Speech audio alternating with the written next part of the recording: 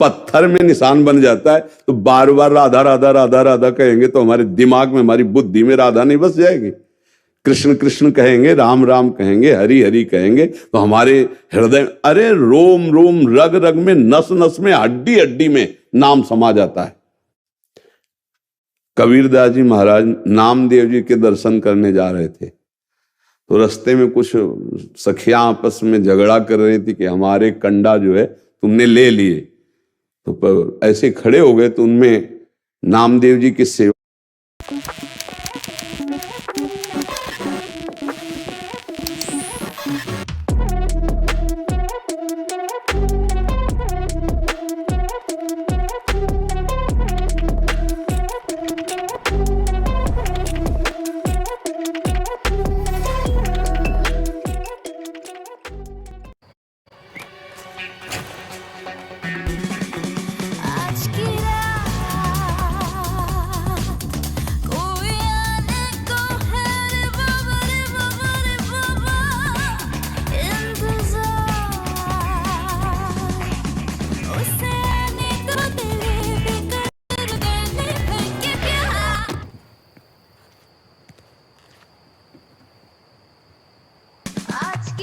The star is always in the spotlight. Thar Rocks Star Edition is here. Dhruvdas जी लिखते सोवत who रसना रटे राधा कृष्ण सुनाम, राधा कुंड वाले महाराज जी के लिए, कि वो जब सोते थे तो भी उनकी जबान से निकलता था राधा कृष्ण राधा कृष्ण राधा कृष्ण, और वो शयन कहे हुए हैं। अभ्यास अभ्यास योग युक्तेन चेतसा नान्य गामना, ऐसा हम अभ्यास करें कि नाम छूटे ना तो नाम बस जाएगा। अभी तो नाम से प्रीति कहाँ है, प्रपंच में प्रीति है, भोगों में प्रीति है। जब नाम में प्रीति हो जाएगी तद विस्मरणेन परम व्याकुलते थी, एक क्षण के लिए भी नाम भूले तो प्राण व्याकुल हो जाएंगे।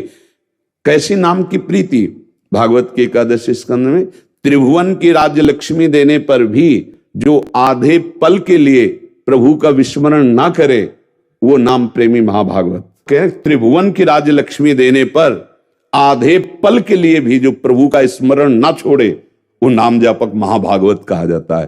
तो हम ऐसा अभ्यास करें, अभ्यास कर ले तो हमारा दिमाग चल रहा है। हम तुम्हारे चेहरे को देख रहे हैं, तुम्हारे चेहरे पे नाम लिखा है, वही हम पढ़ रहे हैं, अंदर से बोल रहे हैं तुमसे और बातें, और हमारा काम और हो रहा है।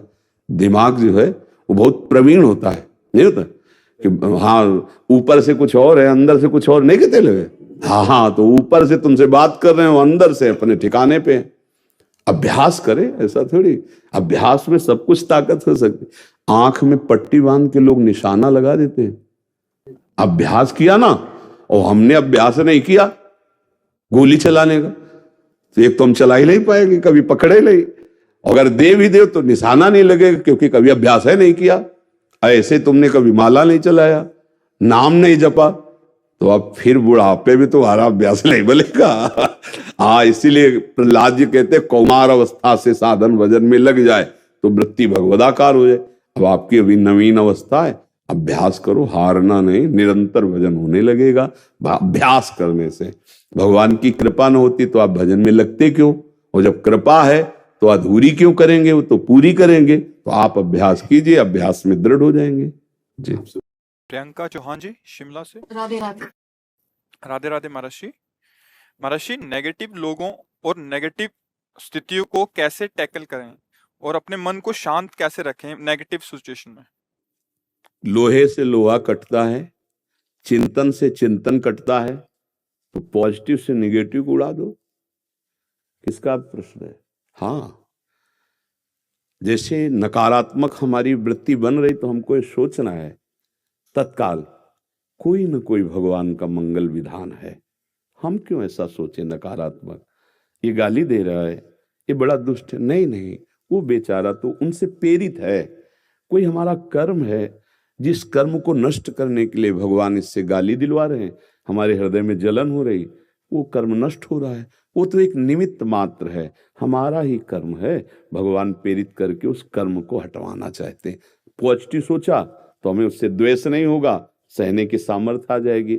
ऐसे पूरे जितने नकारात्मक विचार हैं उन सबको सकारात्मक सोच के द्वारा हम नष्ट करें। वो सकारात्मक सोच भजन से उत्पन्न होगी। नाम जप, अगर हम प्रभु का नाम जप नहीं करते हैं तो बुद्धि में क्षमता नहीं कि सकारात्मक सोच सके। वो नकारात्मक सोचते सोचते डिप्रेशन में पहुंच जाएगी। वो इतना नकारात्मक सोच लेगी कि अब जीना ही नहीं है, ऐसी भी सोच आ जाती है। तो पहले नाम जप शुरू करो, इतनी संख्या में पहले ऐसे नियम बनाओ, फिर श्वास श्वास में लाओ। नकारात्मक सोच जन्म जन्म की मिट जाएगी और परमानंद आ जाएगा। मन प्रसन्न हुआ, इससे बड़ा कोई लाभ नहीं। भोगों में मन प्रसन्न नहीं होता, हर्षित होता है तो शोकित भी होता है, और भजन से मन प्रसन्न होता है। प्रसन्न आत्मा, एक अद्भुत शांति, एक अद्भुत आनंद। नकारात्मक सोच की गुंजाइश ही नहीं रह जाती। अगर कहीं स्फुरण हुआ तो इतना आनंद है सकारात्मक सोच का, उसे दबा देता है, उसे नष्ट कर देता है।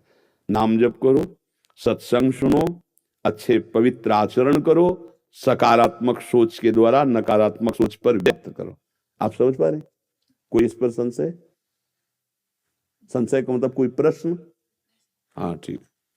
पूजा भारती अग्रवाल जी मुंबई से। राधे राधे। राधा वल्लभ श्री हरिवंश महर्षि। महर्षि, मेरा प्रश्न है कि आध्यात्मिक दृष्टि से प्रभु प्राप्ति में गर्व और अहंकार में क्या भेद है? आध्यात्मिक दृष्टि में गर्व और अहंकार सबको मिटाना, सबको मिटाना होता है। जो सांसारिक मेरा में लगाया जाता है ना, उसे गर्व कहते हैं। और जो मैं में लगता है, जैसे देहाभिमान हुआ कि मैं स्त्री, मैं पुरुष, नहीं, गर्व होता है कि मैं करोड़पति, मैं अरबपति, मैं विद्वान। जो प्रकृति की वस्तुओं में लगाया जाता है और जो प्रकृति की रचना में लगाया गया, मैं स्त्री, मैं पुरुष, तो ये जो देहाभिमान है, मैं अंतःकरण का, इसका मिट, और जिससे हम संबंध किए हुए हैं उस सब बात का, विद्या, रूप, महत्व, कुल, धन, यौवन, इसका गर्व होता है। जवानी का गर्व, रुपए का गर्व, पद का गर्व, ये नाना प्रकार के गर्व, इनका सब अध्यात्म में अस्तित्व नहीं, मिट है। इनका मिट कर दिया जाता है। गर्वहीन अहंकार को या शुद्ध ब्रह्म में स्थापित करके ब्रह्म स्वरूप, या उसे दासत्व में, भक्ति, मैं सेवक, तो ऐसे उस अहम का मिट करना है। ये ना स्त्री है ना पुरुष है, एक ढांचा है, और इस ढांचे में आकर इससे मुक्त होना है। इसमें बंध गए, अहम कर लिए, उसी अहम को मिट करने के लिए अध्यात्म है। इसको सजाने के लिए नहीं, इसको उजाड़ने के लिए, इसका अस्तित्व मिटा दिया, वही महात्मा। जो अहंकार का अस्तित्व मिटा दिया अंतःकरण में, जो देहाभिमान है।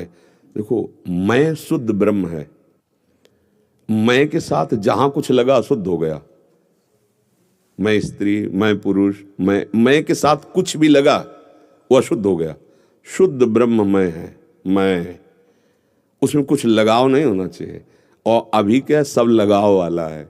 मैं स्त्री, मैं पुरुष, मैं, यही अज्ञान है।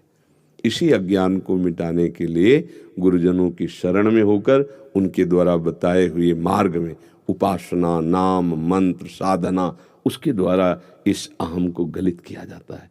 निर्मल हृदय में, जैसे शांत और निर्मल जल में नीचे हम देख सकते क्या है, ऐसे निर्मल हृदय में देखा जाता है उस पर ब्रह्म परमात्मा तत्व का प्रकाश, उसी में लीन होता है योगी।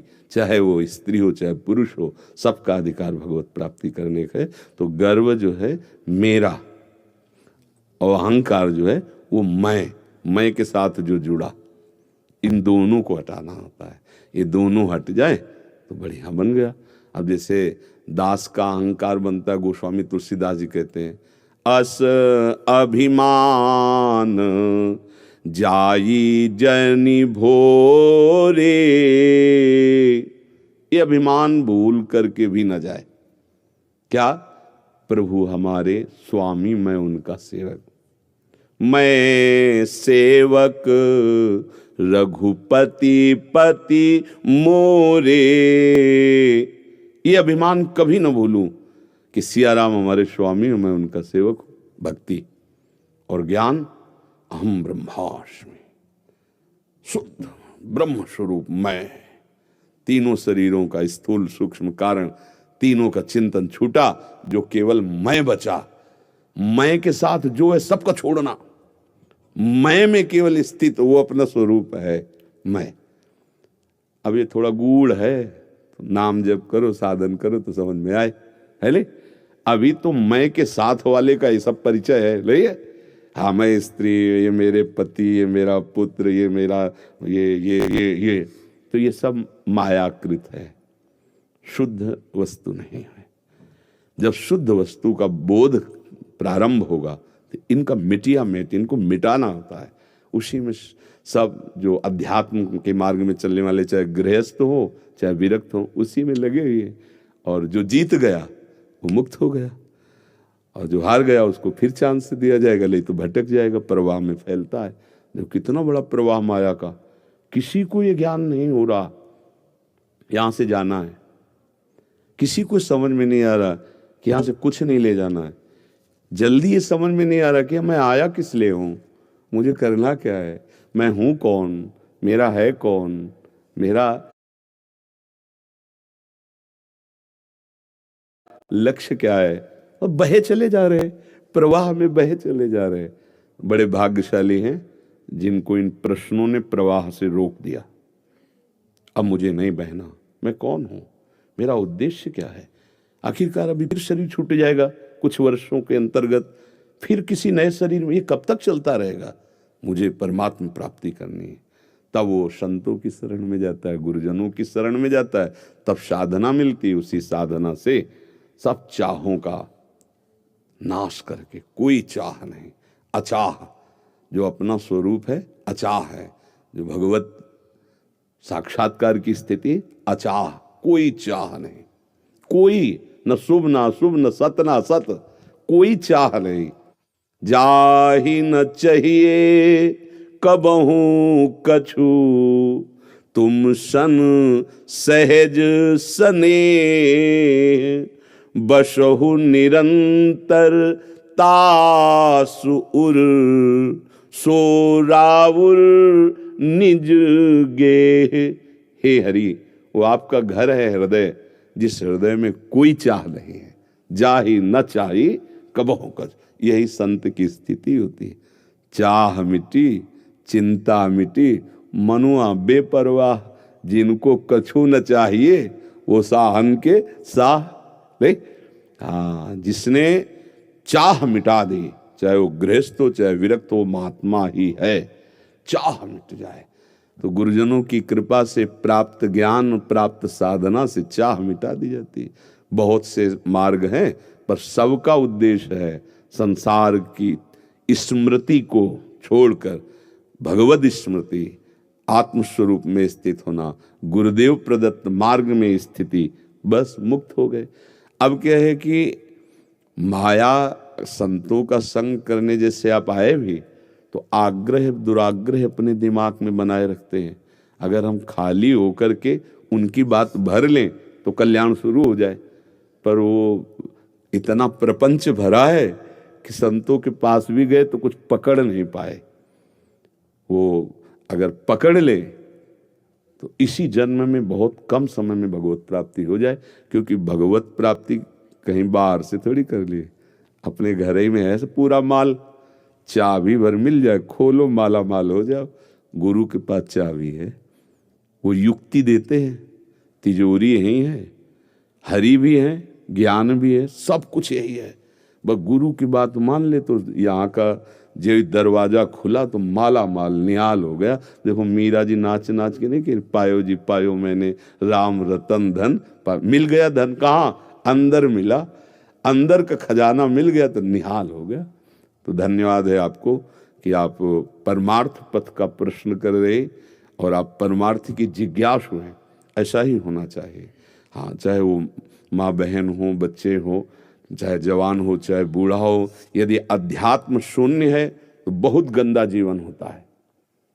आज हमारी जो नवीन पीढ़ी वो थोड़ा भूल भुलैये में आ गई है, बाहरी विदेशी आकर्षण में। वो समझते हैं कि सुख का साधन ये है जो बाहरी लोग करते हैं। नहीं, सुख का साधन धर्म है, जितेंद्रियता है, संयम है, अध्यात्म है, और उसको ना स्वीकार करने के कारण जीवन बर्बादी की तरफ जा रहा है। बेविचार, व्यसन, गंदे नशों में माता पिता का अपमान करना, और ऐसी परिस्थितियां आ गई हैं कि नए नए बच्चे डिप्रेशन में जा रहे हैं, नए नए बच्चे अपने जीवन से ऊब चुके हैं। क्या हो गया? अभी तो उमंग आई थी आनंद लूटने की, तुम तो आनंदहीन हो गए क्योंकि गलत मार्ग में चल दिए। अगर अध्यात्म का ज्ञान नहीं है तो वो कुछ भी करके सुखी नहीं हो सकता, ये पक्का है। बिना ज्ञान के, बिना अध्यात्म के न शांति है न सुख है। जो प्रभु से विमुख है वो चाहे कोई भी हो, कितना वैभव एकत्रित कर ले, वो चिंता, शोक और दुख से रहित नहीं हो सकता। भय उसको सताता रहेगा।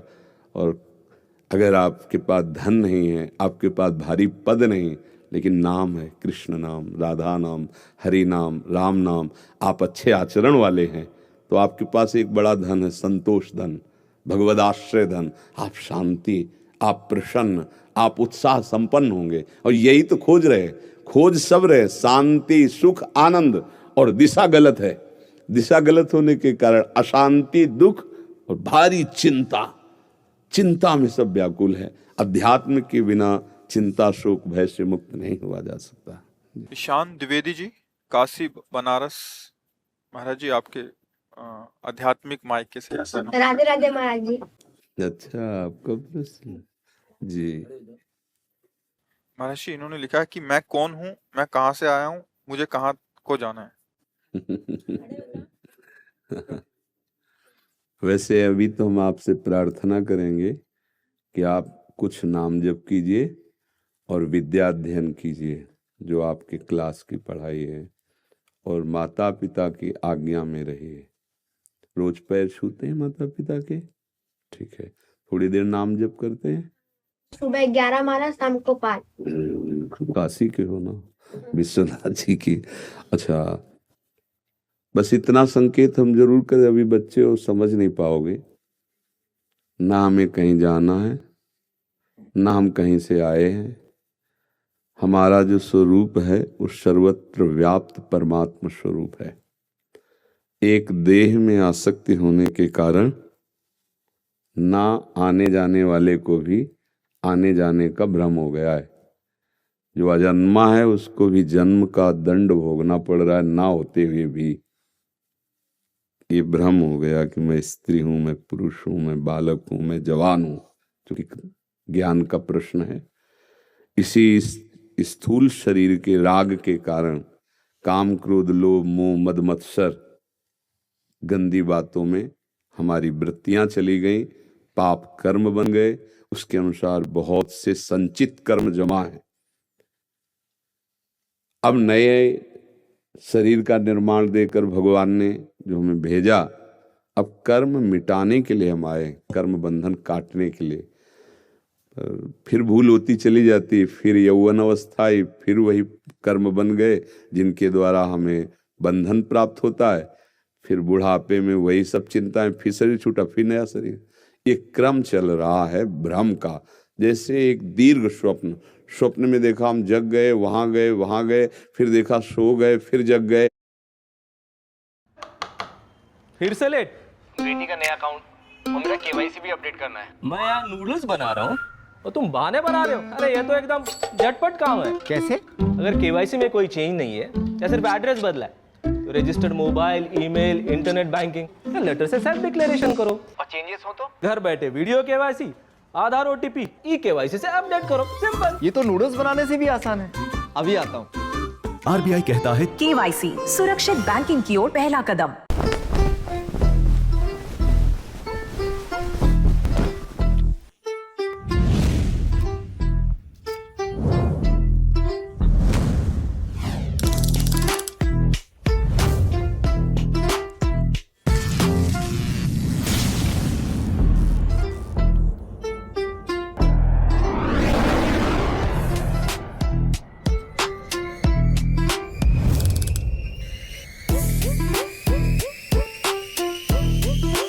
Fame